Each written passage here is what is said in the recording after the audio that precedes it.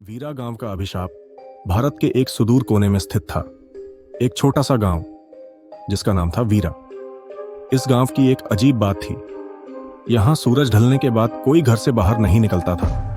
कहते हैं कि गांव में एक पुराना हवेली था जहां कई साल पहले एक पूरी परिवार की रहस्यमयी मौत हो गई थी। लोगों का मानना था कि वह परिवार अब भूत बनकर गांव में भटकता है। हवेली की कहानी। वह हवेली गांव के किनारे एक घने जंगल के पास थी। इसे राजा वीरेंद्र ने अपने परिवार के लिए बनवाया था। राजा अपनी पत्नी और 2 बच्चों के साथ वहां रहते थे।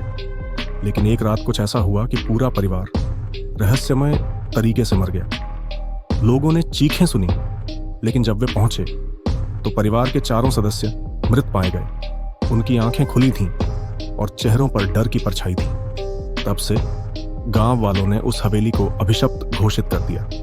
कोई भी वहां जाने की हिम्मत नहीं करता था। नई शुरुआत, नया डर। कई साल बाद गांव में एक परिवार आया। रमेश, उसकी पत्नी सुमन और उनकी बेटी प्रियंका ने वीरा गांव में बसने का फैसला किया। गांव वालों ने उन्हें चेतावनी दी कि वे उस हवेली के पास न जाएं, लेकिन रमेश को अंधविश्वास में विश्वास नहीं था। उसने वही हवेली सस्ते में खरीद ली और वहां रहने चला गया। अब होता है रात का आतंक शुरू। पहली रात को सब कुछ सामान्य था, लेकिन दूसरी रात अजीब घटनाएं शुरू हुई। सुमन को लगा कि कोई उसके कमरे में चल रहा है, लेकिन वहां कोई नहीं था। प्रियंका ने रोते हुए कहा कि उसने खिड़की के बाहर किसी को खड़ा देखा। रमेश ने इसे बच्चों का वहम मानकर नजरअंदाज कर दिया। लेकिन तीसरी रात हालात बिगड़ गए।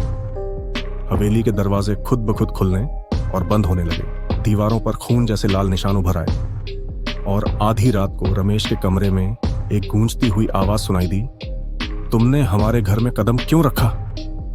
मौत का सिलसिला यहां से शुरू होता है।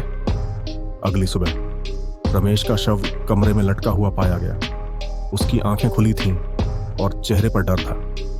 सुमन और प्रियंका डर के मारे गांव छोड़ने की तैयारी करने लगी, लेकिन हवेली ने उन्हें जाने नहीं दिया।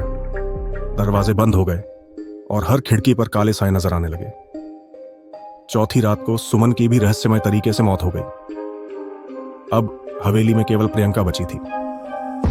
प्रियंका ने भागने की कोशिश की, लेकिन जंगल में वह रहस्यमय आवाज फिर से गूंजने लगी, ये तुम्हारा घर नहीं है।